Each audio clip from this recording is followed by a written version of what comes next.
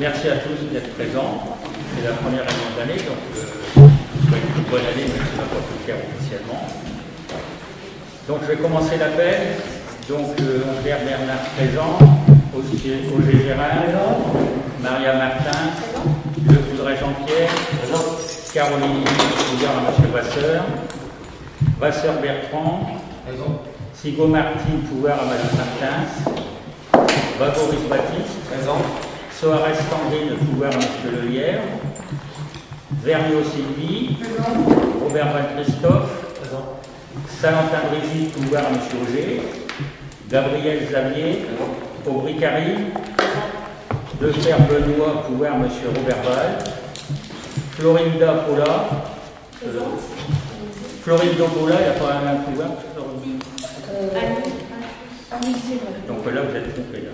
C'est Oui. le pouvoir de Non, Madame. non, c'est Madame Ratouille qui a donné le pouvoir, Madame Florine. Oui, c'est ça. Lelièvre Laurent, Dietrich Virginie, présent. Béland Jean-François, Racuani pouvoir Madame Rindo, Apura Abillot, Jacob Denis, Présent. Bailly Julien, Présent. Beauvais Steve, pouvoir à Madame Pluchard, Sauvage Amandine, Marani Gilberto, Présent. et Pluchard Alexandre. J'oublie personne. Donc le secrétaire de séance, Bertrand. Donc adoption du compte rendu des réunions du 6-15, du 6-15, du 6 et du 15 décembre 2021. Est-ce qu'il y a des réclamations et... Non. Donc c'est adopté. Excusez-moi. Donc, comme vous l'avez entendu à l'instant, il y a bien deux feuilles de signature à effectuer, puisqu'il y avait deux comptes rendus à adopter ce soir.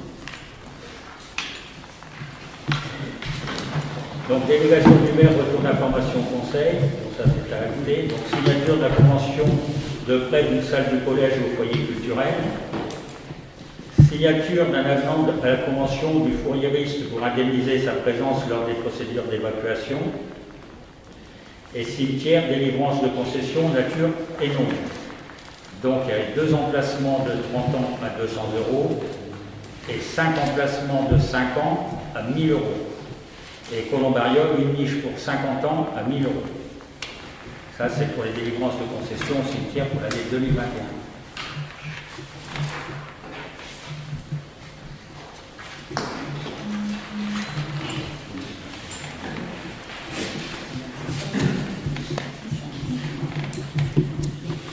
Donc en gestion interne,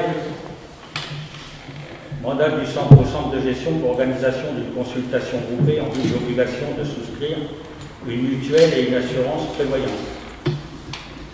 Donc le centre de gestion, consultation groupée mutuelle et coûts de prévoyance, le CDG 60 va lancer 2 appels publics à concurrence en vue de conclure une convention de participation et un contrat d'assurance collective à adhésion facultative des employeurs publics, territoriaux et de leurs agents destinés à couvrir. Premièrement, appel le risque mutuelle santé pour un effet en 2023. Deuxièmement, appel le risque prévoyance, maintien de salaire pour un effet à 2023. Pour envisager d'adhérer à ces conventions afin de bénéficier de couverture d'assurance santé et de prévoyance de bonne qualité avec un prix attractif du fait de la mutualisation, il convient de donner un mandat préalable au CDG 60 afin de mener à bien la mise en concurrence pour les risques précités. Étant encore rappelé que l'adhésion aux conventions de participation de contrats collectifs d'assurance associés reste libre à l'issue de la consultation.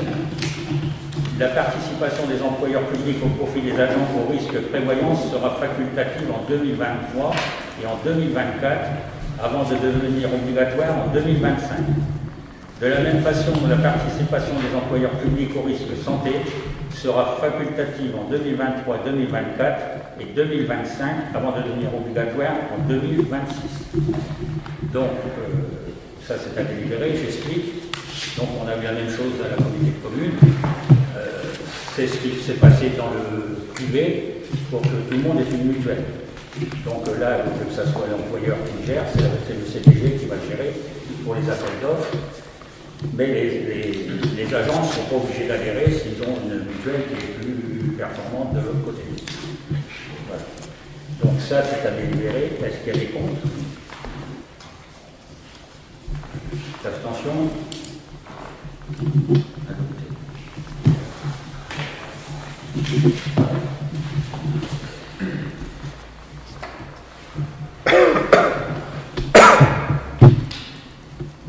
Alors, délibération numéro 2, transfert en mairie de Chambly du siège du syndicat des eaux, Vertuis.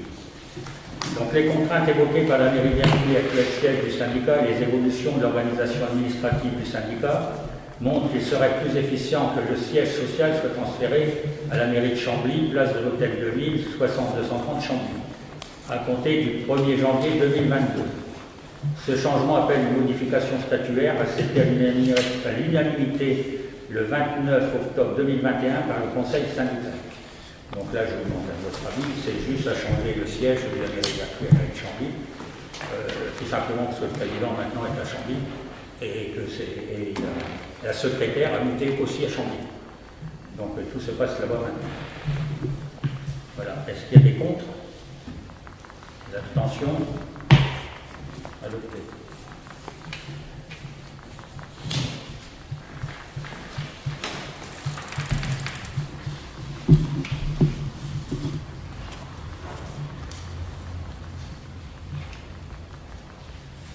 Alors, avis sur l'adhésion au SE60 de la communauté d'agglomération Creil Sud-Ouest. La communauté d'agglomération Creil Sud-Ouest, par délibération du 24 juin 2021, a sollicité son adhésion au SE60 afin de lui transférer la compétence optionnelle maîtrise de la demande en énergie et énergie renouvelable hors travaux. Lors de son assemblée du 23 novembre 2021, le comité syndical du SE60 a approuvé l'adhésion de la communauté d'agglomération Creil Sud-Ouest. Conformément aux dispositions visées à l'article L. 5211-18 du Code général des collectivités territoriales, le président du SE60 a notifié la décision du syndicat à l'ensemble de ses adhérents pour délibérer sur cette adhésion. Donc je vous demande votre avis. Personnellement, je ne vois pas d'inconvénient, parce que je vois pas en quoi ça nous gênerait. Donc je vous demande d'approuver cette délibération. Est-ce qu'il y a des contre? Des abstentions?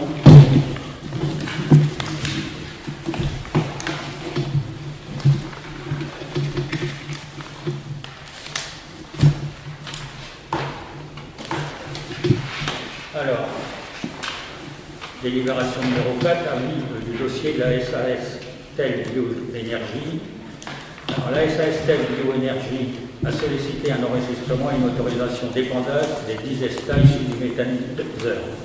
L'accord préfectoral est soumis à concertation préalable du public du 7 février 2022 au 7 mars 2022 inclus. L'exploitation de l'unité est également assortie d'une demande pour la construction de 2 lagunes de stockage déportées à Couillantelle et Frénois-Antelle. Donc là, moi je suis partisan, mais comme je vous demande votre avis et si vous avez des observations.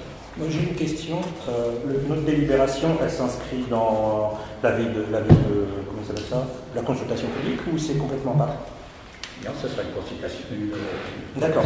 Une consultation publique. Par contre, moi je suis allé voir les plans d'épandage. Alors sur le fond, je suis d'accord avec vous. On ne vient pas sur l'histoire d'épandage dans les champs, mais il y a quand même des choses qui sont aux portes des maisons, quoi. On prend la rue du Moutier, le terrain qui va de l'entrée de la rue du Moutier, de Puiseux jusqu'au chemin des Donnettes, donc derrière chez toi, derrière chez nous, il y a de l'épandage. Il y a même de l'épandage sur le chemin, le petit terrain où il y a des chevaux. Il y a des épandages à 40 mètres du collège. Il y a des épandages tout autour du Bélé. Je trouve que vu les surfaces d'épandage, on pourrait au moins laisser une zone autour de Neuilly sans qu'il y ait d'épandage. Ça, c'est à noter sur le cahier quand il aura. Alors, si je peux me permettre une précision, mais à vérifier, parce qu'il y a des avis un peu divergents sur tout ce qu'on a pu trouver. A priori, il ne peut pas y avoir d'épandage à moins de 50 mètres des habitations. Or, là, on y est. Et en plus, c'est fait sur des parcelles qui ne sont pas cultivées, alors qu'il est précisé qu'une fois que ça a été épandu, ça doit être intégré. Et il y a beaucoup de champs qui ne sont pas cultivés, et on va y faire de l'épandage. Et puis, il y a potentiellement, je dis bien potentiellement, quand même des odeurs nauséabondes, et en plus, le plan qui est fourni, c'est un plan hygiène qui date d'il y a plus de 10 ans. donc qui ne prend pas en compte l'aévarin notamment.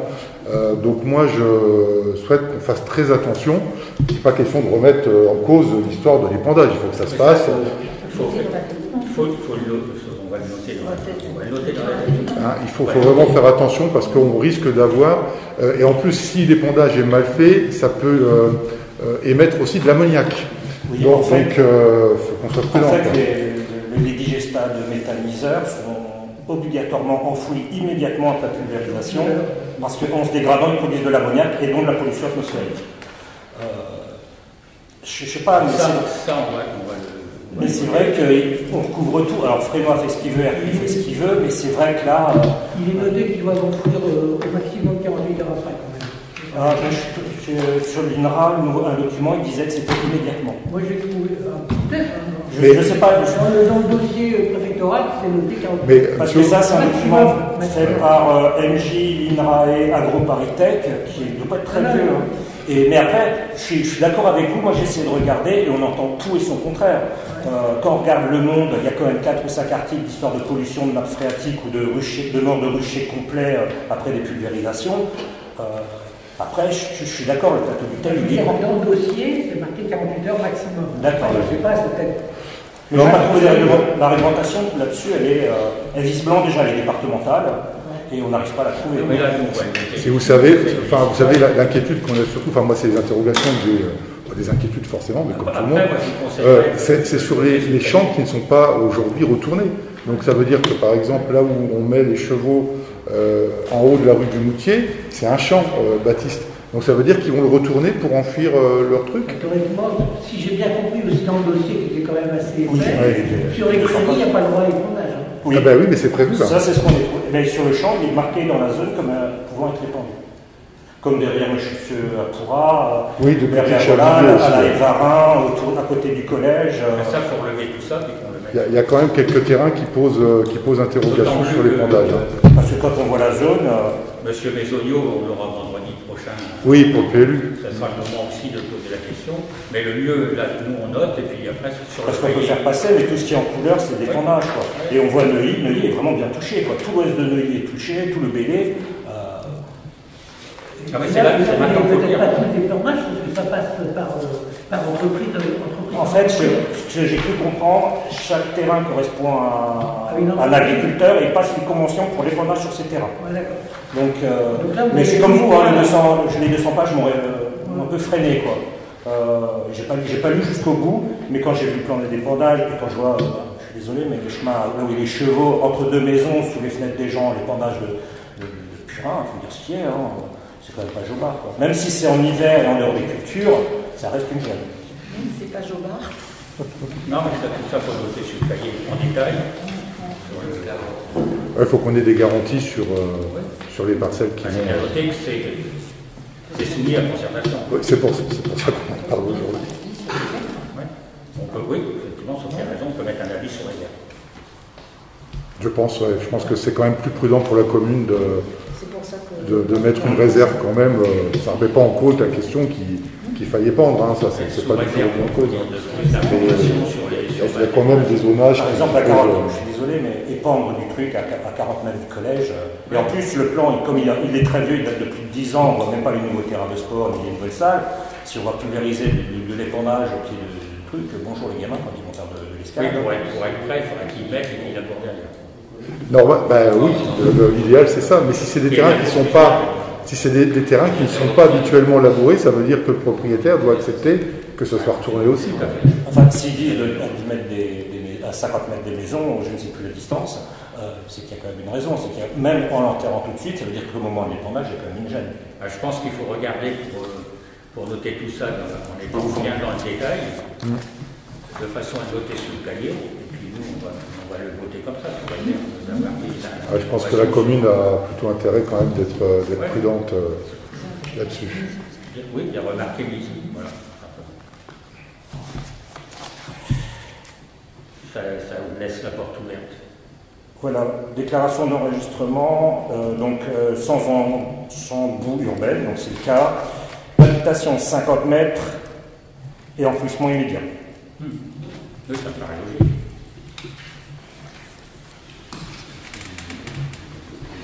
Bien, on y va comme ça. Oui. Et surtout, n'hésitez pas à venir sur le cahier et le mettre dessus. C'est ça, on l'a fait par mail. Voilà. Oui. Tout à fait. Donc oui, je suis obligé de faire voter quand même. Donc, qui est contre? Abstention? Oui. Attendez, tout le monde bien ensemble pour les abstentions, s'il vous plaît. Alors, on est bien, on est parti. Oui, n'oubliez pas de main pour ceux qui ont des tout ouverts. Alors, je vous laisse encore réfléchir 2 secondes. C'est bon? Tout le monde y est? 1, 2, 3, 4, 5, 6, 7, 8, 9, 10, 11, 12, 13, 14, 15, 16, 17, 18, 19. 19, tout le monde est d'accord? Il n'y avait pas de contre, je m'excuse. Non, pas de contre. Il y avait 0 contre. Oui, par contre, il y a madame qui est absente, c'est pas 27, c'est 26. Il y a madame Dietrich qui est pas là. Oui. Donc les autres, Par discussion. Excusez-moi, monsieur Leclerc, est-ce que vous voulez qu'on vous laisse le mail qu'on a transmis pour les Dans le remarques? cadre de la consultation. Ah oui, parce que moi je le mets dans le cahier. Si vous êtes d'accord. Oui, bien sûr. Oui. On vous laisse le document si jamais ça peut vous intéresser. Ah oui. non, il vaut mieux ce genre de choses que ce soit traité maintenant, parce qu'après, ça peut. Ah bah oui, c'est ça. Hein. Merci. Ça y est, il y a plus d'abstention. Non, ça c'est quand vous. Il n'y a pas de C'est votre documentation, c'est ça, je le mets dans le. En électronique. On a des trompe là.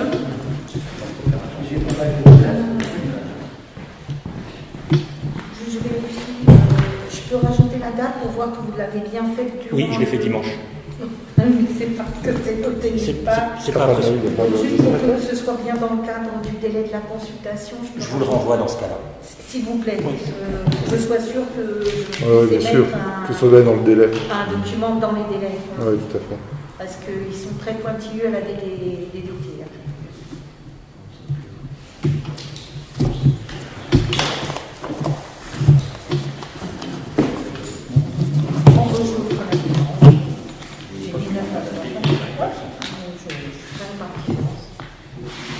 Bien, on continue.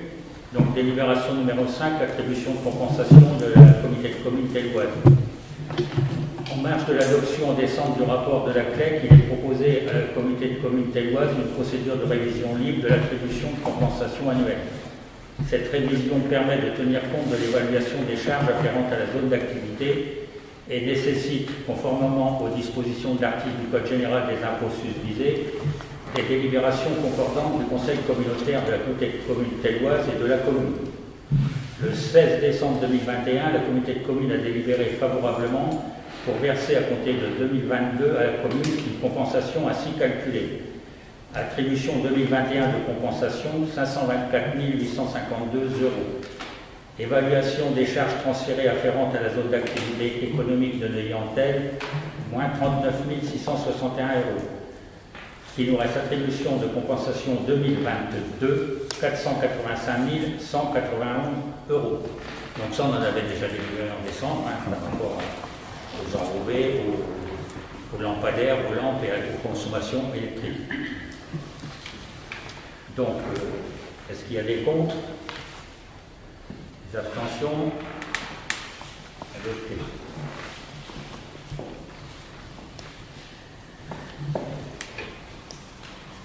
Alors, ce qui suit, ça va avec. Donc, délibération numéro 6, convention de remboursement des consommations d'éclairage public de la zone d'activité. Ça, pour info, ça n'existait pas.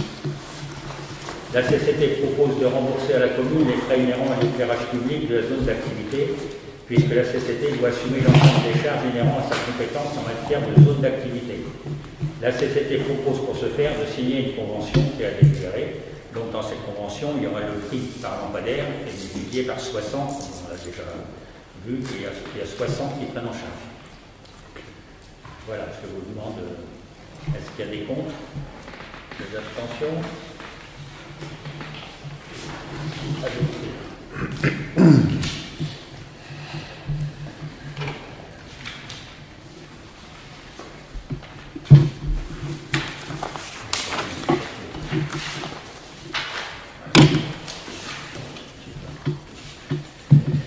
Délibération numéro 7, accord 4 conviviaux, avenant.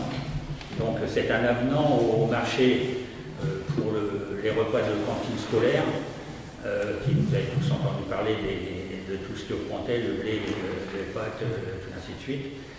Donc la société conviviaux nous fait part de ces difficultés liées aux importantes hausses des matières premières alimentaires et énergétiques sur les 12 derniers mois. Les prix ont augmenté de plus 9,8%.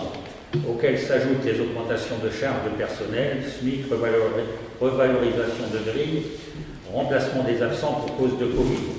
Là, on en sait quelque chose. L'équilibre du marché n'étant plus assuré, la société Conviviaux a dressé un avenant de révision anticipée des prix en appliquant une hausse de 6,5%, et c'est là où ça fait mal, dès le 1er avril 2022. C'est-à-dire que les repas qui seront servis du mois d'avril jusqu'à la fin de saison, jusque début juillet, quelques jours, là, les repas augmenteront de 6,5% pour la commune. 6,5% qui ne seront pas répercutés sur les prix. Qui s'ajoutent aux 17% qu'il y avait eu au mois de septembre, donc qui ont été répercutés 11,5% à l'époque. 13,4% avec la. Et donc on a répercuté que 11,5%. Donc ça fait 2 points qu'on a laissés, plus 2 points, 6,5, ça nous fait 8,5 que la commune prend à sa charge. Il est bien évident qu'avec les hausses sur les matières premières, sur le gaz à 30%, 40%, puisque je vous rappelle que les collectivités ne font pas partie de ceux qui seront pris en charge à 4% pour les hausses d'énergie, nous on paye plein pot, donc on a déjà le SE60, on paiera 30 à 40%. Et on parle de facture à 200 000 €, on ne parle pas de 300 €. Donc je vous laisse faire le calcul. Donc moi si je vous dis ça ce soir, c'est que là, on va prendre la hausse, mais si à la rentrée on me remet 15 ou 17%, je les répercuterai. Mais c'est dans le contrat ça d'adopter. Oui, parce que c'est en cas de. C'est-à-dire que si c'est en cas d'équilibre économique, c'est-à-dire que si on ne l'accepte pas, il nous livre plus. Mais il y a pas pour qui. Voilà. La cantine. La cantine scolaire. Et vous avez essayé de voir s'il n'y avait pas un autre prestataire à prestation équivalente pour moins cher ou... Il faut savoir que les appels d'offres que oui, on est obligés de lancer au niveau donc, de ce type de marché, qui sont des marchés quand même assez onéreux, on a essayé jusqu'alors de ne les contracter que sur 3 ans pour être juste en dessous du seuil de consultation européen. D'accord. Parce que si on mettait une 4e année, par exemple, on passerait à de la consultation européenne. C'est plus du tout la même aventure, c'est-à-dire que si au final le marché est attribué à des Belges, vous imaginez la complexité. Déjà qu'en ayant un fournisseur en Normandie, c'est pas toujours simple. Or, il se trouve que c'est une constatation, hein, ce n'est pas, je dirais, une affirmation, que depuis les 2 derniers renouvellements de marché, nous n'avons qu'une seule offre. D'accord. Okay. Donc on peut supposer qu'il y a une sorte de répartition entre la Sodexo, etc. Voilà. Le reste, la compagnie. Voilà. Donc à ce jour, contrairement par exemple au marché des espaces verts, dont vous avez exposé aussi le même problème, on a pu recontacter d'autres entreprises qui ont pu refaire des offres. En matière de livraison de repas en liaison froide, on est... D'accord. Voilà. Donc c'est sûr que l'idéal serait d'avoir notre propre cuisine centrale, mais là c'est du rêve.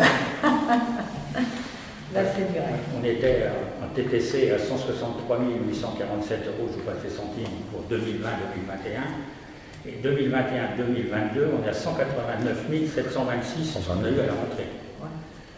Donc là-dessus, on rajoute 6,5. 6,5. Et à la rentrée, vraisemblablement, on sera encore dans les hausses, compte tenu de ce qui se passe en ce moment. Ce qui se passe en Ukraine, ça va pas arranger les choses. Comment ça se passe au collège? Les cuisines même, c'est pas pareil. Oui, mais au niveau de la cuisine centrale du département, vous n'avez pas l'écho, parce que moi j'ai perdu. Au niveau de la cuisine centrale du département, ils ont augmenté les prix. Vous n'en faites pas partie. Je n'ai pas d'écho. Vous n'avez pas d'écho. Parce que là, ça fait quand même 2 hausses consécutives.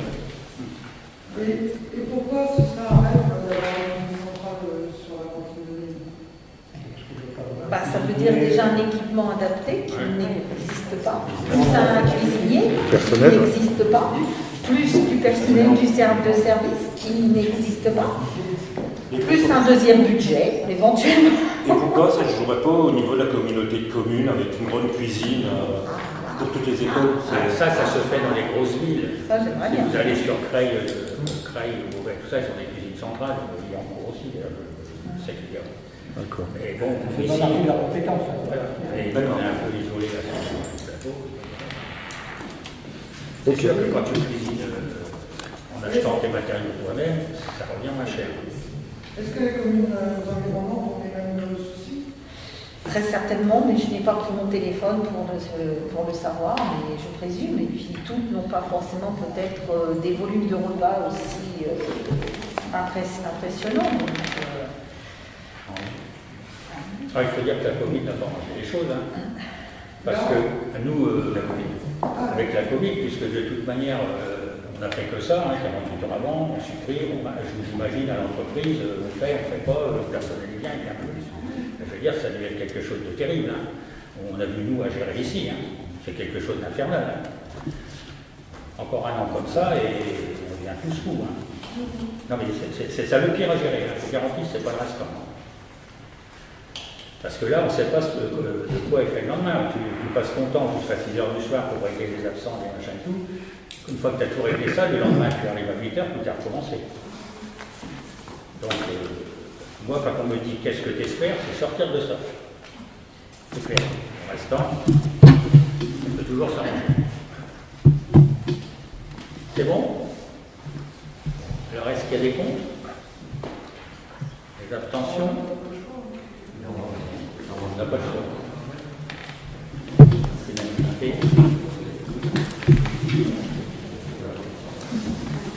Alors c'est sûr que ça fait pas peur, parce qu'en ce moment c'est plus. Et alors. Le contrat s'arrête quand? On attaque on était uniquement dans la première année. Hein. On a renouvelé. On est en cours de deuxième année là. Non, on attaque, on est en première année 2021-2022, 2022-2023, 2023-2024. On est en première année, au bout de à peine la première année.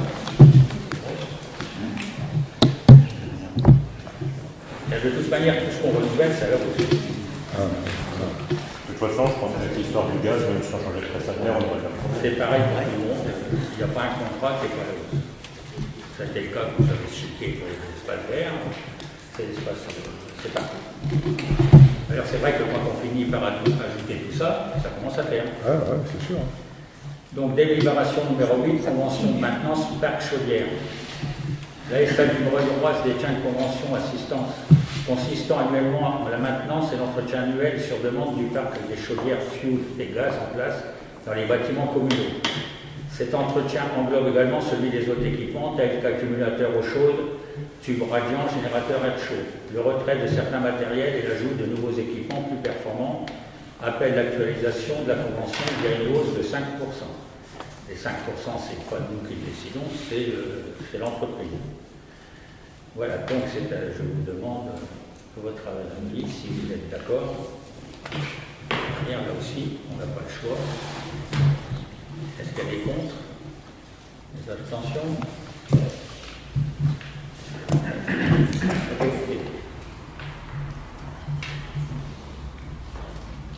Alors c'est vrai que de ce côté-là, on a quand même beaucoup renouvelé le parc. Cette année, on va aussi, je vais vous en parler tout à l'heure dans le doc, renouveler aussi les chaudières à l'école maternelle.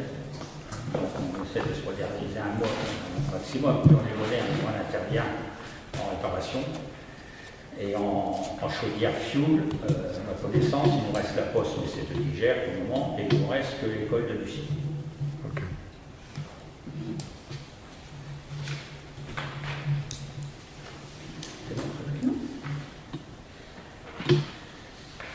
Donc, délibération numéro 9, convention de maintenance du parc informatique. La SARL Roth détient une convention consistant annuellement à la maintenance et le dépannage de l'ensemble du parc informatique périphérique inclus de la commune. Cette convention permet à l'intervenant d'être mensualisé pour cette prestation et aussi agir en télémaintenance. Le renouvellement de plusieurs postes ainsi que l'ajout de 32 PC portables dans les classes mobiles appelle l'actualisation de la convention via une hausse de 30%. Pourquoi 30%? Parce que le parc a pris d'un seul coup 30 PC. Nous, la commune, on était combien? Une cinquantaine. Peut-être pas autant, mais pas mal. Voilà, ça va se compter. Donc les PC supplémentaires, c'est ceux qui vont aux écoles, pour information. Ok. Voilà, donc des abstentions, les contre, adopté.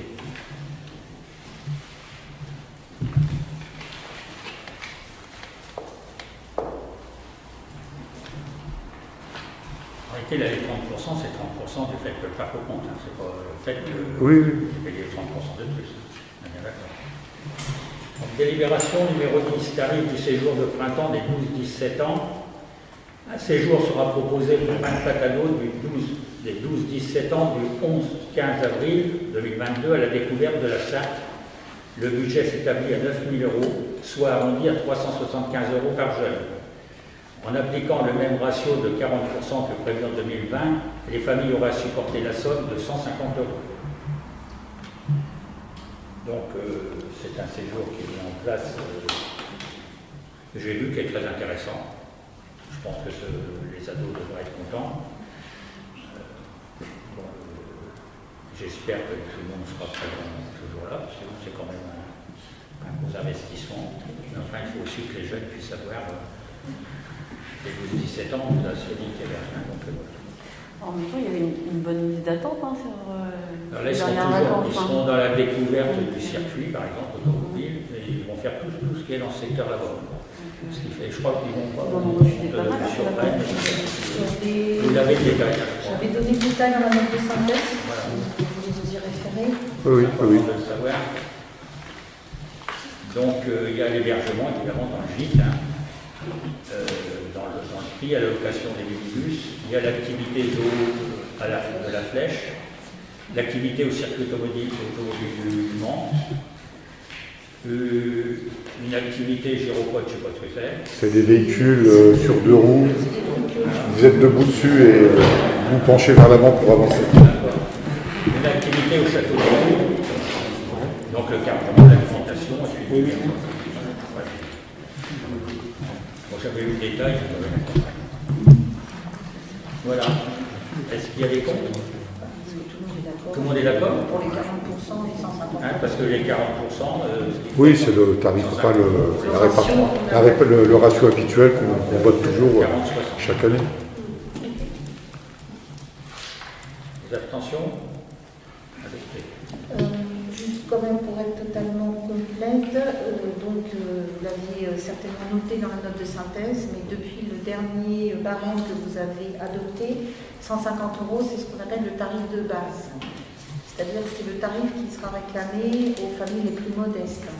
Et ensuite, ça monte de 5% à 5%, plus 20% étant le max pour les familles les plus aisées. Puisqu'on a décidé de réaligner les participations à ce type de séjour au quotient familial. Donc ça nous amène à une fourchette, si ma mémoire bonne, entre 150 et 180. Pas choquant. Le barème, oui, bah, voilà, comme ça, tout le monde. Donc on va passer aux questions diverses.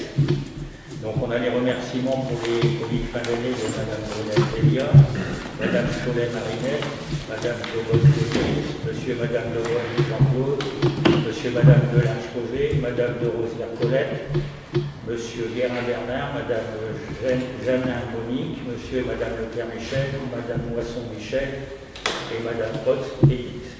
Ça c'est pour les colis. Et maintenant je vais laisser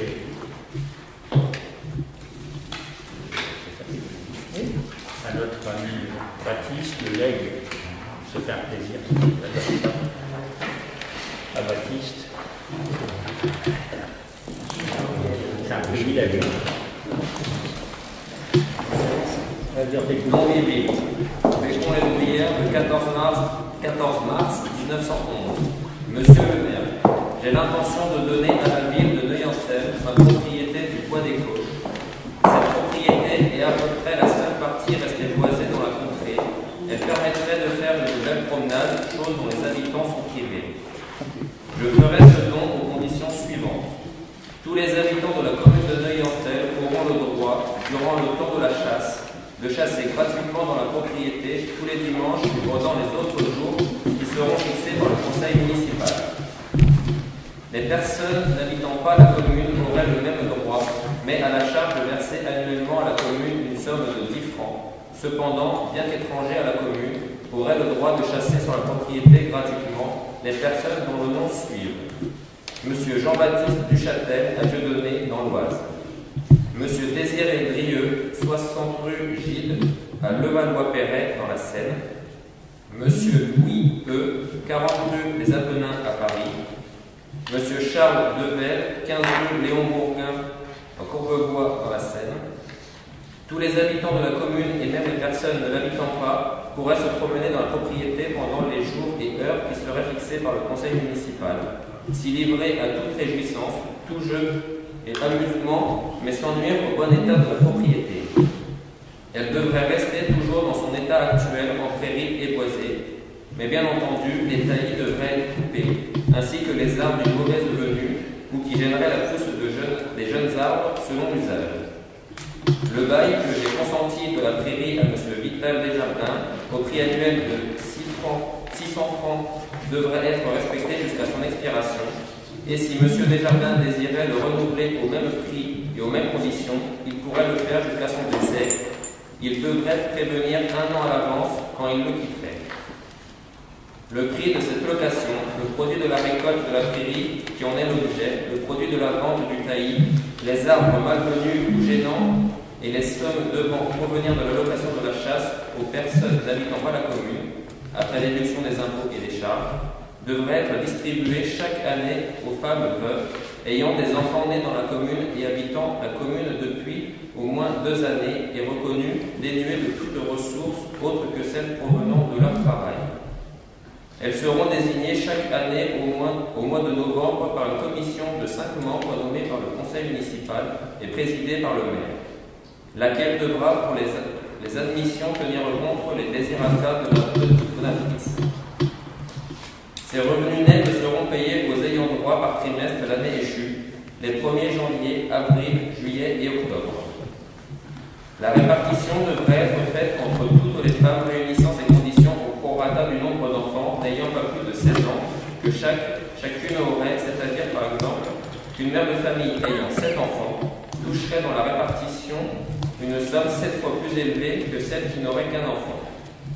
Bien entendu, s'il n'existait qu'une femme remplissant les conditions voulues, elle toucherait la totalité. Si une année ou plusieurs années de suite, il ne se trouvait pas de femme remplissant les dites conditions, la somme qui aurait pu être répartie à la fin de chacune de ces années s'ajouterait à celle de l'année suivante, pendant laquelle il s'en trouverait une répartie avec la somme provenant de cette dernière année, et ainsi de suite. La propriété en question devrait être appelée Bois-Mibile. Je désire que chaque année, à la session de février, il soit donné lecture de la présente lettre au conseil municipal et qu'une copie imprimée soit apposée dans le tableau des actes administratifs se trouvant à l'extérieur de la mairie. Je me réserverai pendant ma vie la jouissance du bâtiment dit Ville-Bouteille, qui existe dans la propriété à charge, bien entendu, par moi de supporter toutes les réparations de ce bâtiment, quelles qu'elles soient, et d'acquitter les contributions de charges incombant à ce bâtiment. Le tout pendant ma vie. La ville de Neuilly-en-Seine acquitterait tous les frais, droits d'honoraires nécessités pour la réalisation de ce don.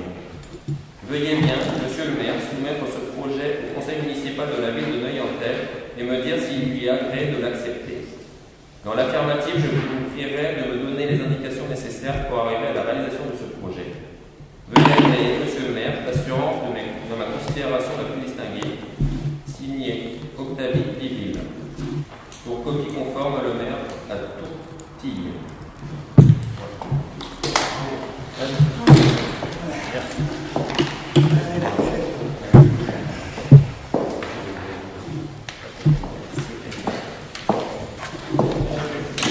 Bien.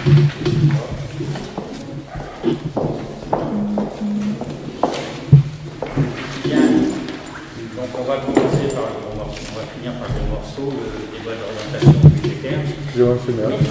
On a une question diverse. Moi, j'aurais aimé savoir où vous en étiez concernant la plantation des arbres dans la commune. Où s'en était? Où ça en était? Je crois que ce que j'en ai su aujourd'hui, c'est pratiquement terminé. C'est-à-dire Vous parlez des herbes Ouais, avec la région. Voilà, tout à fait. C'est combien d'arbres déjà plantés? Ça, Sandrine, elle va être là pour Ouais. mieux que moi. Et est-ce qu'il y avait que des arbres fruitiers aussi? Parce Non, que non, il y a des haies, il y a un peu de tout. il y a eu des donations au jardin familial des arbres fruitiers, et du coup, c'est pas Non, des non. parcelles qui sont accessibles à tout le monde.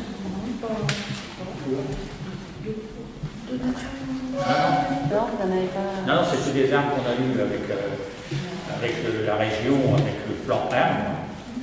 Et donc ça, on a fini de planter là, mais c'était sur 2021.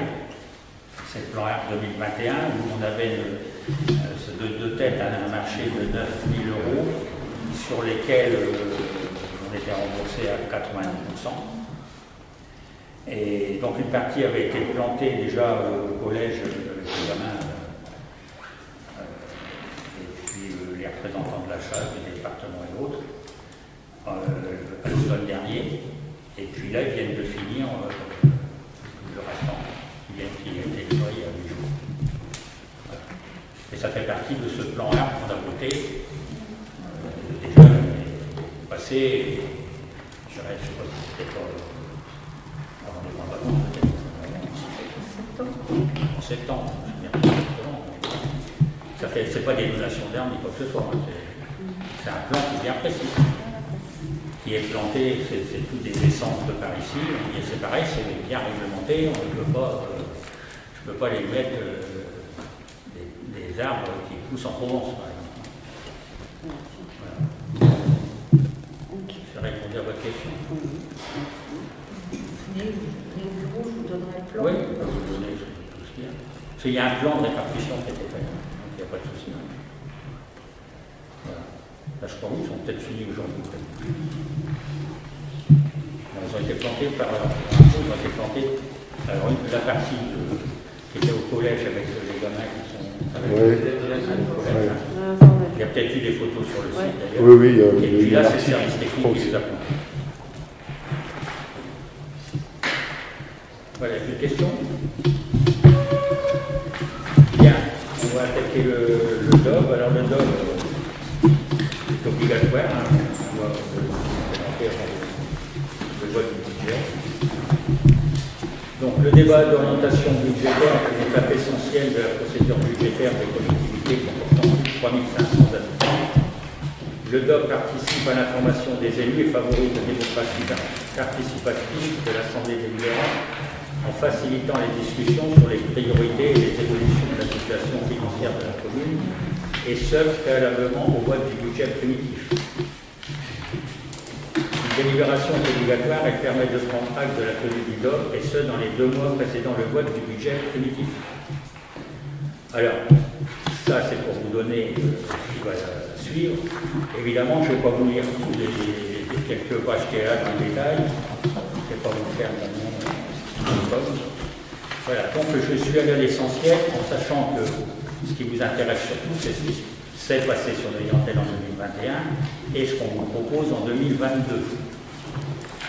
Donc, ne sont disponibles en 2022 que les éléments financiers issus des budgets principaux exécutés des communes dont les données comptables ont été certifiées et centralisées par la Direction générale des finances publiques du ministère de l'économie et des finances, le DG. Et je dis, compte 2020, parfois 2021 et précédent. 2021, on a déjà eu pas mal de soucis. Pour les aspects financiers, la commune est comparée aux autres communes de la strate, 3500 à 4999 habitants. La commune est répertoriée selon sa population DGF en 2021 à 3877 habitants et pour 2020 à 3710 habitants. Pour mémoire, l'Oise compte 13 communes appartenant à cette strate. Donc, pour info aussi, le recensement vient de se terminer ce soir. puisqu'on a rajouté 3 jours pour terminer, et ce que m'a dit Sandrine tout à l'heure, on est à 99,% donc ce qui est plus que parfait. Donc alors on aura un chiffre plus correct. Je vous passe tous les graphiques, vous avez pu le regarder, sur tout ce qui est beaucoup de choses nationales. Alors si là, je vais vous dire quand même, parce que c'est parti exprès, donc ce qui va jouer justement, on en parlait tout à l'heure, en page 4 sur 33, donc l'onde de choc amortie sur le marché du travail. Donc le marché du travail, l'impact de la pandémie semble avoir été absorbé au premier semestre 2021.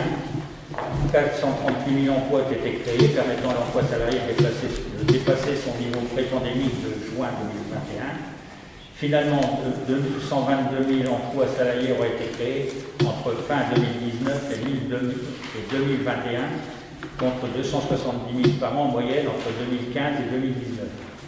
Il est probable que la population active retrouve une trajectoire tendancielle et que le taux de chômage baisse à 7,6%, se positionnant en dessous des niveaux pré-pandémiques.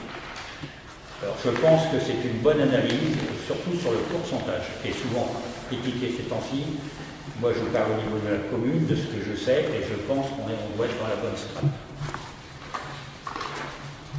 Voilà, ça c'était ce qui était intéressant.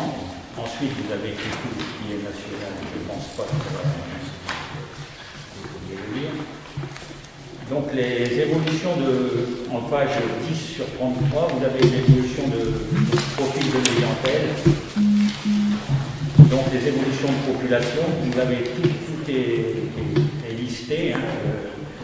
Est-ce que le chiffre à retenir, parce que ça va être un grand débat probablement, et compte tenu de ce qui nous sort ce soir au niveau du recensement, je ne sais plus le chiffre exact que m'a donné Sandrine tout à l'heure, mais elle était à plus de 3 900, puis c'est 90 je crois. Étant donné que l'INSEE rajoute toujours 30 ou 40 pour les étudiants qu'on oublie au passage, ainsi de suite, je pense que le chiffre de 4014 que l'INSEE avait donné au mois de décembre est le bon. Donc on saura sous peu, et souvent ils nous donnent officiellement avant les grandes vacances. Donc voilà, donc je pense que quand on dit 4000 et un petit peu plus, on doit être bien. Voilà. On a été un petit peu visionnaire en 2020 quand on l'a dit, quoi. Comment? J'ai eu une boutade, monsieur le maire. Juste pour dire qu'on était un petit peu visionnaire quand on l'a dit en 2020, qu'on aurait 4000 habitants en 2022. aussi que c'était une boutade, et je raison. Oui, parce que je ne vais pas ouvrir une polémique aujourd'hui, monsieur Auger. Donc je préfère en rire, mais enfin on avait quand même raison il y a 2 ans. On avait quand même raison il y a 2 ans. Et vous avez démenti d'ailleurs à l'époque.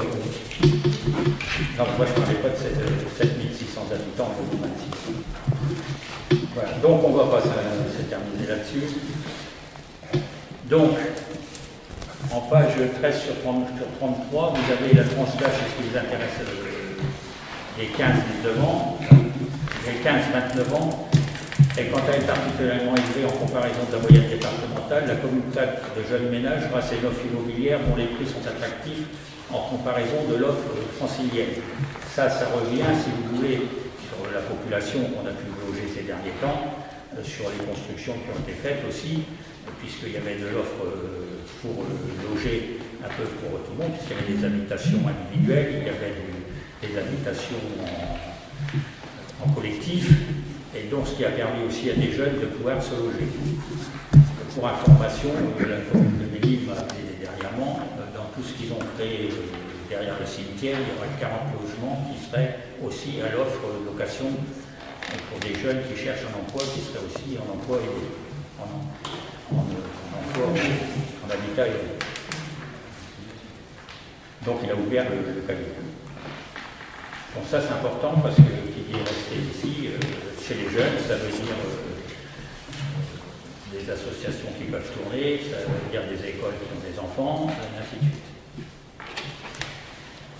Donc en page 14 sur 33, vous avez les logements, donc vous verrez que j'ai permis de construire pour les accorder. Donc c'est là où vous voyez sur ce qui est du graphique, c'est plus parlant. Donc vous voyez les années où ça a augmenté et les années où ça a baissé. c'est-à-dire que ça a baissé à partir de 2017, 16, 17. 18, 19, 20, 21, on est juste au minimum, qui nous amène, voire même en dessous de... On était encore, tant que le SWOT n'est pas adopté à la COM, on est toujours à 1,5, et là on est en dessous du chiffre. Donc c'était le but, hein, puisque il fallait par rapport à nos équipements publics, qu'on règle un petit peu. Il faut savoir aussi que les constructions, quand on regarde depuis 1970, il y a toujours des pics, des creux, des pics. Parce que quand on fait un lotissement, si on fait 40 pavillons, le lotisseur ne fait pas les routes et tout l'équipement s'il fait 3 maisons. Pour que ça pouvoir équilibrer dans le marché, évidemment qu'il faut un certain nombre de pavillons pour se rattraper sur tous les réseaux, les voiries. Donc évidemment que quand tu sors 40 pavillons, ça fait tout de suite une hausse. Donc après, vous savez un petit peu, ceux qui sont copies pour le plus le savent. Voilà. Ensuite, on a la vie locale, en page 16. Donc les associations, 43 associations de toute loi de 1901 sont enregistrées au répertoire national des associations pour la commune. 27 n'ont pas effectué de déclaration de changement de situation depuis 2009. 26% des habitants ont une licence sportive, 23% pour la CCT. Là, je mettrai un petit bémol maintenant, puisque on sait déjà que pour d'aucune d'association, la Covid n'y est pour rien, puisqu'on aura 3 ou 4 associations qui vont arrêter. Alors pour les anciens, le club des aînés, c'était déjà dans les tuyaux avant la Covid, ce sont une trentaine au-dessus de 80 ans. Leur assemblée générale, c'était même pas une quinzaine, et donc Mme Salentin avait repris, mais je pense que ça va s'arrêter. Donc vous avez aussi les fleurs qui étaient avec notre collègue Madame Biato qui s'arrête, et puis je sais plus, encore 2 autres qui s'arrêtent. Donc on sera un petit peu en dessous de ça. Hein. Monsieur le maire, excusez-moi, qu'est-ce que vous entendez, enfin juste une précision, 27 n'ont pas effectué de déclaration de changement de situation depuis 2009. Oui, parce que ce que beaucoup changent de... Quand vous avez une association et que vous faites votre assemblée générale, vous devez, si ça change de président, faire le changement. Et beaucoup ne déclarent pas en sous-préfecture qu'ils ont fait leur AG. Donc, par exemple, quand j'avais l'association, tous les ans, quand je faisais l'AG, je transmettais avec, je ne sais plus comment ça s'appelait, le bilan du président, c'est un nom, voilà, le rapport moral du président, et je transmettais à la sous-préfecture. Et beaucoup, c'est ce que je vous dis là, c'est ceux qui le font pas. Beaucoup arrêtent sans rien dire à personne. C'est ce que j'avais fait remarquer déjà l'année dernière. Alors, c'est même plus que ça, c'est que quand vous faites la différence entre les 43 que vous trouvez au RNA et les 27 qui n'ont pas donné signe de vie depuis 2019, là, vous retrouvez le chiffre de 16 associations qui sont déclarées officiellement qui sont toujours en activité. Et ces 27-là, en fait, c'est même plus que de ne pas avoir donné signe de vie pour un changement de président, c'est parfois ce sont des gens qui n'ont même pas déclaré leur cessation d'existence, voire même leur déménagement. Bon. J'ai des majorettes à Neuilly-en-Pelle. D'accord. Bon, il y en a à qui on a signalé qu'il n'y avait pas de changement d'adresse fait, et puis c'est toujours pas fait. Je le rappelle. Une boutade? Comment? C'est une boutade? Non, ça c'est pas une boutade. Ça veut dire qu'on a fait remarquer que des changements d'adresse devaient être effectués et qu'à ce jour, ils ne sont toujours pas faits. De siège d'association notamment. Voilà, donc ça c'est pas ce qui est le plus primordial. Ce qui est intéressant, c'est d'avoir des associations dans la commune. C'est ce qui fait le tissu social de la commune. On le voit, et depuis 2 ans, ça manque. Voilà, en 2020, la part des foyers fiscaux non imposés à Neuilly-en-Pelle est de 43%, contre 46,6% en France métropolitaine. Parmi la population des 15 à 64 ans, Neuilly-en-Pelle comptabilise 5,4% d'étudiants en 2018. En 2018, 110 foyers allocataires avaient des revenus inférieurs au seuil de bas revenus défini par la CAF. Donc ça c'est important, hein, puisque les francs retours de CCRF, donc ça faut regarder ça de près. Alors, en page 17 de Donc au 31/12/2020, 260 demandeurs d'emploi étaient dénombrés, 225 en 2016, 90% des salariés occupent un emploi non précaire, 86% dans l'Oise. Pour autant, le taux de chômage est resté stable à 9,9, donc ça c'est à revoir, et est inférieur à la moyenne départementale, 13,4, grâce à la proximité des pôles d'emploi franciliens. Donc ces chiffres-là sont à relativiser parce que le temps que tu l'écrives, ça a bougé, et ce qui est intéressant, c'est que l'écart qu'il y a, même quand ça descend à 7,4, l'écart est toujours, on est toujours, étant donné la région parisienne qui est à côté, on a toujours un taux plus bas. Donc ça c'est intéressant. Et moi je vous fais le pari que, alors évidemment avec les événements actuels, ça peut chambouler tout, mais on était parti pour redescendre encore au moins d'un point. Donc, je vois par rapport aux sociétés qui cherchent des employés, ils sont désespérés pour en trouver, et c'est un peu pour tout le monde pareil dans toutes les branches. Ensuite, vous avez tout ce qui est... Excusez-moi, juste une question, page 17. Vous parlez de... Oui, le pastel bus. Oui, il y a un truc... J'y arrivais. D'accord. Voilà. Pour moyen de transport, ben, évidemment, il n'y a pas de train de ligne, tout le monde le sait. Donc, c'est vrai que le pastel bus, tous les ans, à la communauté de communes, tous les ans, le pastel bus évolue. C'est-à-dire qu'une ligne qui voit personne, il la supprime, et ben, s'il y a une ligne qui a une demande, comme ça, par exemple, là, on a mis ce qui est dans le secteur, mais par exemple, il y a des lignes qui vont au Chantilly. Et là, on ne l'a pas noté, on a resserré la légende, mais le pastel bus, c'est que si vous êtes à Neuilly et que vous n'avez pas de voiture, le matin, il y a une ligne régulière pour la gare, et ils vous attendent aussi le soir pour rentrer. Quand vous avez noté, et si le train a un retard, ils attendent jusqu'à une demi-heure pour vous ramener. Ouais, en théorie, hein. Ça, vous savez. Parce qu'on pratique. Hein, ça, M. Jacob, c'est tout ce que... En théorie, hein. Ça, je n'ai pas été contrôlé. D'accord. Nous aussi. Non, mais ça, alors là-dessus, je n'irai pas me battre là-dessus. Par contre, il y a un truc, vous mettez sans réservation. J'ai eu besoin de prendre le pastel il y a 15 jours. Je suis allé voir sur le site, et c'est marqué sur réservation. Là, c'est la ligne qui dessert les gares, qui est sans réservation, mais le reste des transports... Parce que moi, j'ai regardé la ligne pour aller d'ici à Chambly à la gare, et c'était bien marqué sur réservation. Oui, avant que ce soit notre... Bah, moi, j'ai pris ça sur le site, hein, je ne peux pas vous mentir. Parce que j'ai regardé les autres. Le pastel bus, c'est sur réservation. Voilà, d'accord. Et ceux qui prennent régulièrement parce qu'ils travaillent sur Paris d'ailleurs, entre eux, ils ont le droit, ils prennent des carnets. Oui, ils prennent. Ils ont des abonnements, là, ils payent un peu moins cher. Parce qu'ils demandaient même de prévenir, je crois, 4 heures avant si on se désistait ou quelque chose comme ça. Alors ça, c'est un service qui est subventionné. Alors maintenant, il coûte beaucoup moins cher qu'avant parce qu'on est subventionné par les entreprises, là, maintenant, qui versent. Mais au départ, c'est un service qui était à 5 ans. Combien c'était ?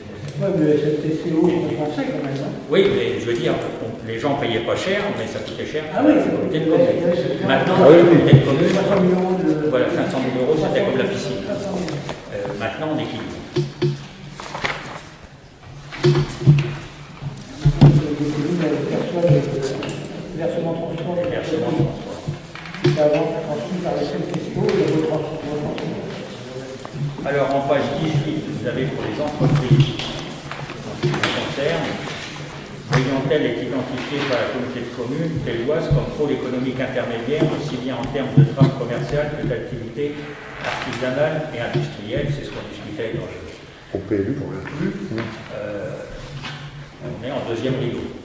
Voilà. Donc, quand il n'y a plus de place à Chambly, à Sainte-Geneviève et à Douai, c'est sur Briantel qu'on construit. À savoir qu'à Briantel, il y a quatre entités qui sont construites sur la route d'Ertuis. Bon, ça fait depuis 2003-2004 qu'ils avaient le terrain qui était en 100 cm. Et donc là, il y aura 4 entreprises. Donc l'une que M. Zélien, le président, a donc abandonné, mais une autre qui serait dessus. Donc, puisqu'il y a de l'attente. Donc ça, c'est une bonne nouvelle, parce que comme je vous disais tout à l'heure, il y a de l'attente maintenant pour les entreprises qui veulent s'installer. Donc ça veut dire que ça part bien. Voilà, donc pour le moment, de ce côté-là, ça va pas mal. Alors l'INSEE recensait 61 commerces actifs, commerce de gros et de détail. Donc pour les hectares disponibles en zone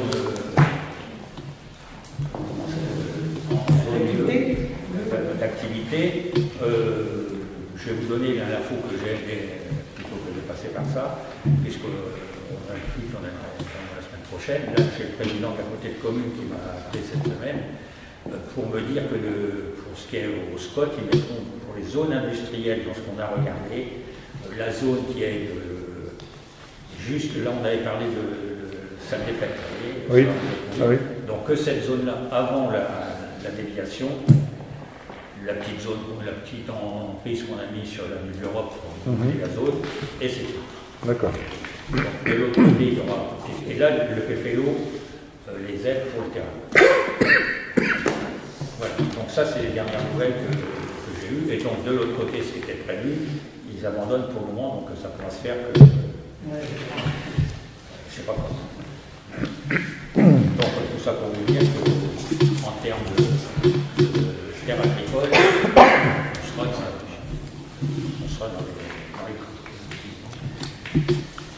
Donc les orientations budgétaires, donc le résultat comptable, il représente la différence entre les produits et les charges de fonctionnement, la différence de la capacité d'autofinancement et ne caractérise pas le potentiel de liquidité de la commune. La capacité d'autofinancement brut représente l'excédent résultant du fonctionnement et est calculé par différence entre les produits réels de fonctionnement hors produits de cession et d'immobilisation, c'est-à-dire la vente d'éventuels biens et les charges réelles.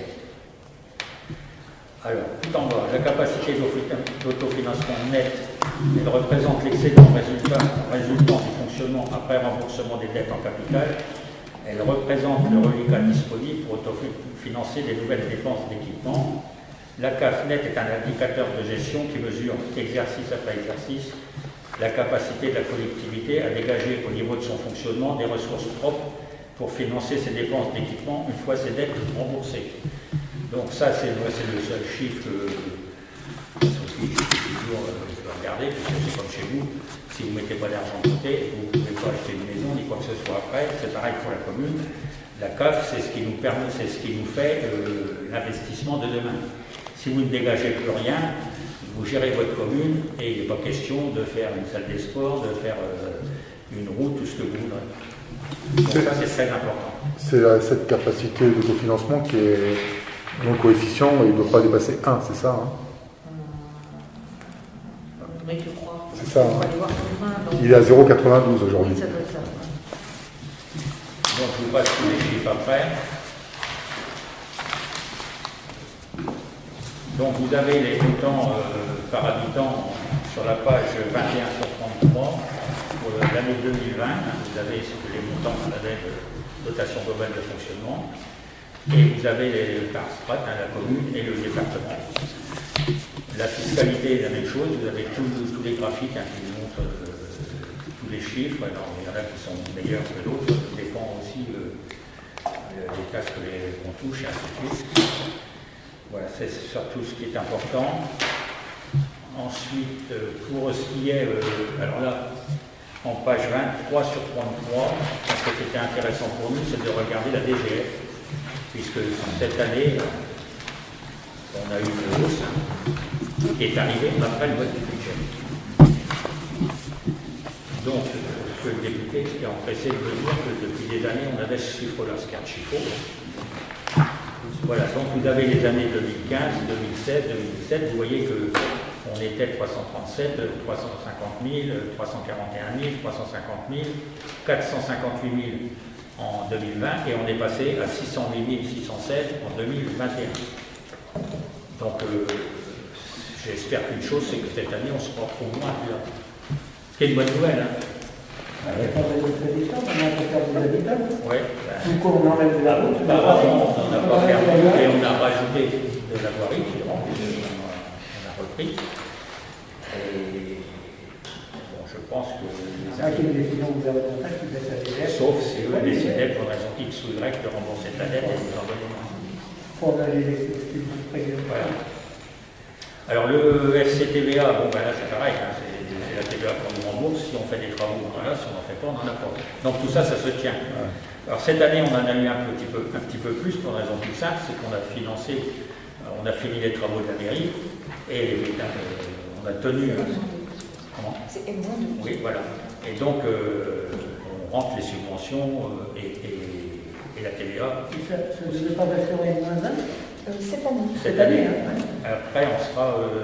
En automatique. Automatique. Là, on est encore à N-1. Voilà. Donc, vous avez tous les graphiques qui sont plus parlants que ce que je pourrais vous dire à tous les niveaux.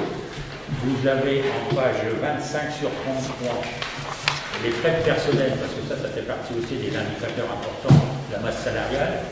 Donc, vous voyez qu'on se maintient dans les strates. La France, c'est 54,2% du budget. Nous, on est en 2021 réalisé à 53,4%. On est bon, quoi. Ni au-dessus, ni en dessous. On se maintient. Pour l'absentéisme, alors là, forcément, on a fait comme tout le monde, hein, avec la Covid, je ne vous dis pas, on n'a pas tenu l'accord. Et là, on n'a pas tenu l'accord. 115 jours d'arrêt, c'est ça qu'on a dit. Pour la Covid, tous ceux qui étaient en cas de contact d'un malade de tête, ils ne sont pas dedans. Hein. Ouais, bah oui, je me doute. Donc ça s'ajoute. Et ce qu'il faut savoir, c'est que dans nos dépenses sur notre masse salariale, il y a tous les remplaçants, des remplaçants. Ouais, j'ai vu ça. On a tout usé chez tel emploi partout. Et là, ça a un coût. Il y en a plus. Le remplaçant. Donc voilà, là, ça se calme un petit peu. Mais bon, voilà. Ça n'a pas été drôle. Donc, en page 26 sur 33, vous avez les subventions. Donc, vous avez vu que les montants alloués en subventions se tiennent, hein, les années qui sont suivies. Hein. 2021, on montre un petit peu plus, évidemment, c'est ce que je vous disais tout à l'heure. Hein. Si on termine les travaux, évidemment. Oui, ça, c'est les associations, ça. Là, je me trompe. Ça, c'est les subventions d'associations. Donc, vous voyez qu'on se maintient. Bon, cette année, je peux vous dire qu'on sera à peu près dans la strate aussi. Hein. Voilà. Pour les associations. Ensuite, on avait le chiffre pour tout ce qui est fête, énergie, et ainsi de suite. Alors, je vous attire votre attention sur l'énergie, l'électricité. Hein, vous avez vu déjà l'évolution en 2019, 153 000, 157 000, 2021, 171 000. Vous en aviez parlé au précédent. Et c'est ce chiffre-là qu'il faut augmenter, qu'il faut balancer 30 à 40%. Ouais. Imaginez. Voilà. Alors, vous voyez tout ça, si vous regardez, vous avez en dessous des espaces verts, c'est ce que vous avez tout à l'heure, notre Larousse. Après, pour les entretiens de bâtiments, évidemment, on les paye plus cher, mais bon, là, c'est nous qui choisissons ce qu'on fait. Si on ne peut pas le faire, on attend l'année d'après. On peut le gérer. Les voiries, c'est pareil. Hein. Les contrats de maintenance et les assurances, ça, on subit, comme tout le monde. Les fêtes et cérémonies, je ne vous cache pas que là, 43 000, c'est vrai qu'on en a eu moins l'année passée. Voilà. Mais d'un autre côté, vous avez vu, on a dépensé 13 000 euros on a dépensé 13 000 euros de l'aide.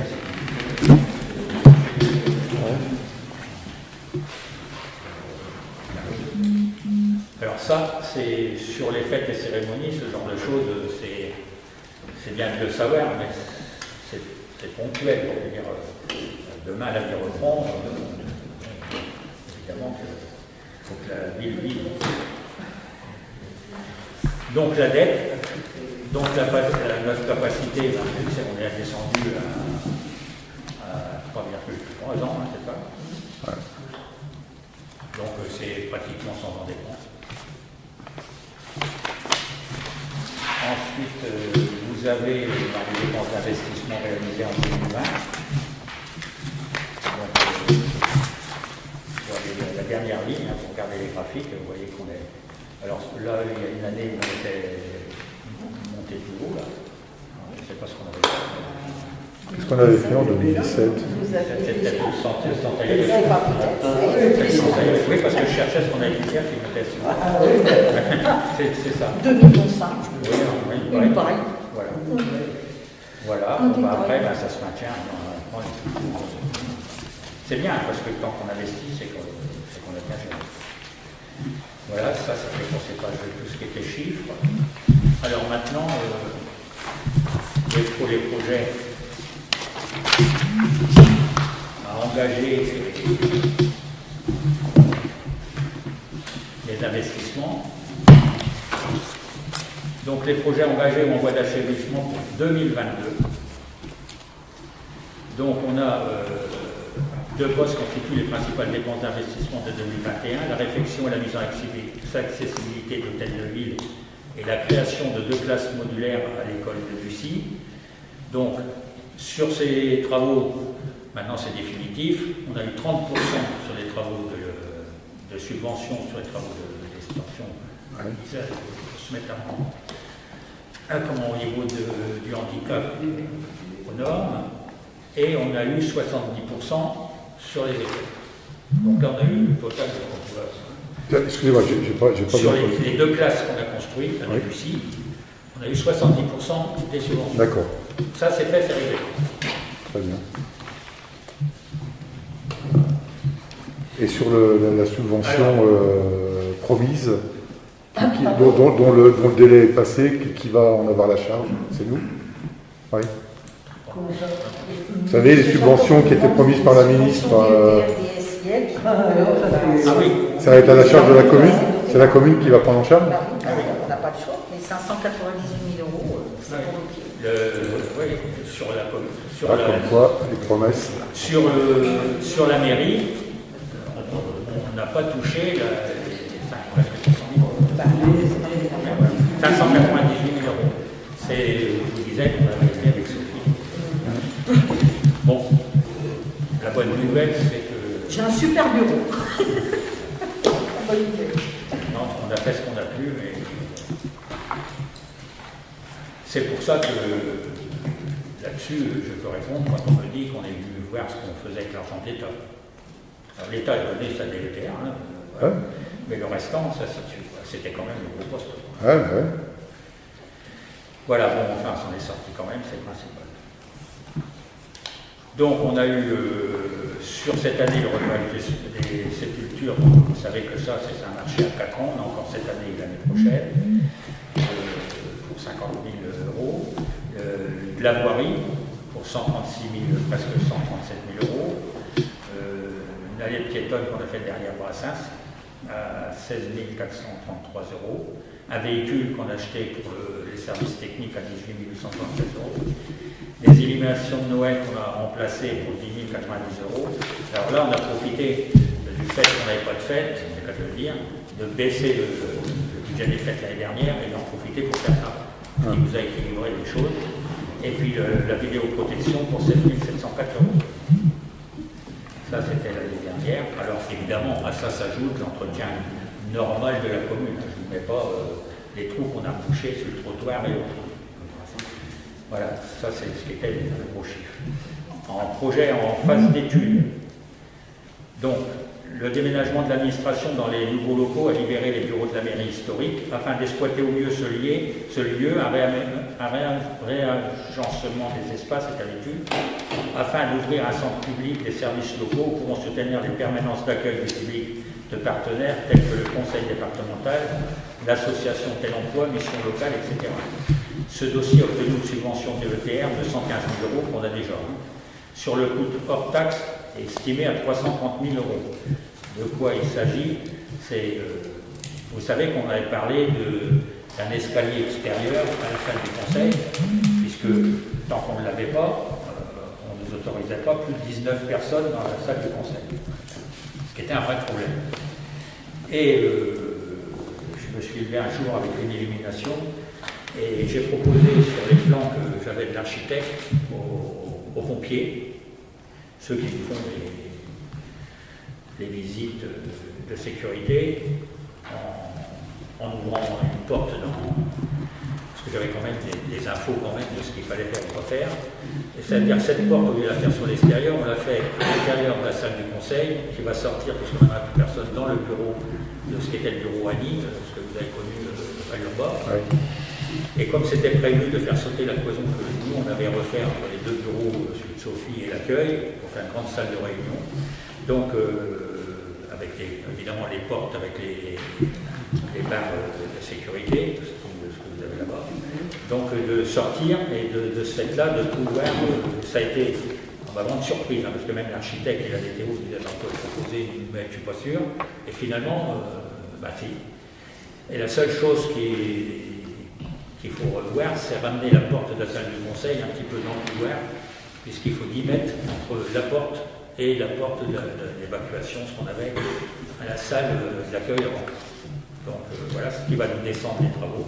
Donc ça, j'ai déjà vu l'architecte et la DTO, on travaille déjà dessus, de façon, je voudrais bien que ces travaux soient finis cette année et qu'on en finisse. Alors la mairie, il faut savoir qu'on a rajouté dans les travaux de cette année, je ne sais pas si vous l'avez marqué plus loin, le toit. Oui, j'ai vu. Le toit et le toit des bâtiments à côté, qui font partie de deux choses différentes. Parce que les bâtiments à côté, c'est des dépendances, et la mairie, c'est un dossier à part. Donc, on avait déjà fait avec Jean-Pierre une évaluation, donc on va travailler par rapport à ça. On le financera en fonds propres. Et parce que les ardoises, c'est un truc de toit, hein, pas sur le silo, pas à travers. Donc on ne va pas refaire en dessous si on ne fait pas le toit. Donc on va faire l'isolation, la peinture, et puis la descente, enfin remettre le bon. Et après on en aura fini. On a quand même bien avancé, puis on a déjà une partie de l'électricité qui est refaite, il nous reste. Voilà, donc après l'autre gros travail qu'on aura, ça se fera pas cette année, l'étude se fera cette année, c'est le déménagement des services techniques de bruit. Où là, décision a été prise compte tenu du bâtiment qui existait, je sais que vous en avez peut-être déjà parlé, peut-être de le conserver, mais ça pose trop de problèmes. Et donc ce que je vous proposerai, ça sera de tout refaire, de faire du neuf. Voilà. Parce que finalement, la reprise du bâtiment à côté, qui nous pose tout un tas de problèmes, nous coûterait aussi cher. Et sans subvention. Alors là, la DTO me dit qu'on peut peut-être en avoir, je ne suis pas sûr. Ah bon. Sinon, quand on regarde les plans de financement chez le département et autres, il n'y a pas de subvention sur ce genre d'équipement.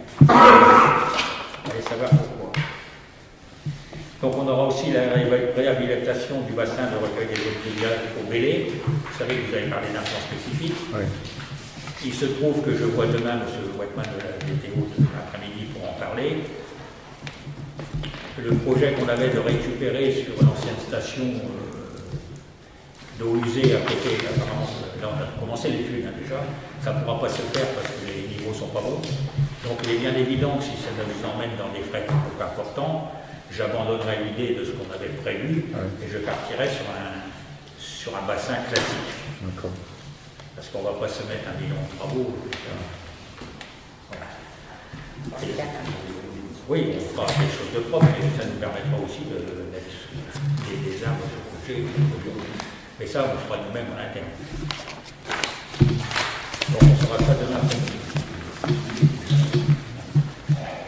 Donc, en fonctionnement, en page 33, vous avez, compte tenu de l'inflation prévisionnelle de 2,8 de la hausse de la valeur du SMIC et de l'augmentation probable des contributions sociales, il apparaît raisonnable d'envisager une hausse de 2%, soit un montant à prévoir d'1 675 000 €. Ça, c'est pour la masse salariale. C'est ce qu'on mettra dans le budget. Forte d'un tissu associatif plutôt conséquent, la commune consacre 22,50 € par habitant pour leur soutien. Hors valorisation des aides non monétaires, le rythme du soutien apporté tiendra compte de l'arrêt des activités de la plupart des associations à cause de la pandémie. Bon, jusqu'ici, on a maintenu, on a essayé de sauver ce qu'on pouvait sauver. La charge financière est très tenue, ne représente que 1,72% des dépenses totales de fonctionnement. Le remboursement baisse à 5 535 € en 2022 à qualité constante. Voilà, la grosse baisse, ce sera 2026, puisqu'on aura la cantine scolaire qui est sous le couvert qui saute. Les autres charges, elles sont incompressibles du fait de leur indispensabilité. Ça, on ne pourra rien.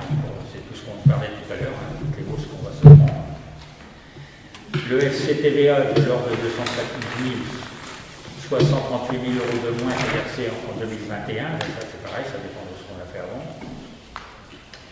Les subventions, bon, à l'heure qu'il laisse, les subventions, à part celles qu'on disait qu'on n'avait pas eu là, Il nous reste le trottoir route de Brouille, mais on m'a dit que c'est 2017. Que peut-être on arrivera à mal passer entre deux, c'est pas sûr. Enfin bref, on n'a pas de retard. Alors qu'il est, on est à jour. Le capital des emprunts, vous avez 3,3 ans sur les dépenses. Et la programmation de nouveaux chantiers d'envergure devra être prudente afin que les recettes apportées par le CTE, la taxe d'aménagement, produits liés aux nouvelles constructions et les ventes immobilières soient significatives. La conclusion, au vu de ce qui précède, la gestion communale peut être qualifiée de bonne, le taux des impôts locaux a été conservé à l'identique et le stock de dette a diminué, le ratio de rigidité structurelle de 0,47 qui correspond aux dépenses incompressibles, seuil d'alerte 0,65, montre une gestion rigoureuse. Pour monter à votre connaissance, j'ai reçu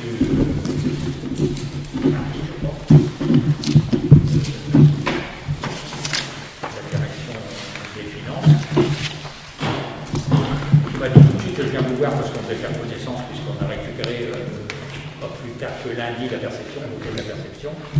Et donc il a un peu comparé tout ça, puisque vous savez qu'à un moment je vous ai parlé qu'on va peut-être un bureau pendant 2 jours de la perception ici, c'est tombé à l'eau. Donc il vient bien pour ça, et donc on a parlé du budget évidemment. Il m'a dit si c'était que pour le budget, je ne serais jamais venu vous voir. Parce qu'on fait partie des quelques communes qui sont bien placées dans l'Ouest. Donc je vous fais part que je suis très satisfait parce que dans les temps qui courent, je gère le budget, on présentera un budget qui sera équilibré. On peut considérer dans bon budget. Après, tout ce qui arrive d'ailleurs, on n'est pas devant. Pour le moment, tout avance bien. Beaucoup de choses sont faites cette année dans le reclassement, aussi bien au niveau de tout ce qui est associatif, au niveau des bureaux, de façon à ce que tout soit plus mutualisé. Tout ça dans des mesures d'économie. Voilà, est-ce que vous avez des questions sur le doc, puisque là, on le fait voter. On prend acte. On prend acte comme quoi il a bien été présenté. S'il y a des questions, même si c'est pour ça, je ne sais pas répondre.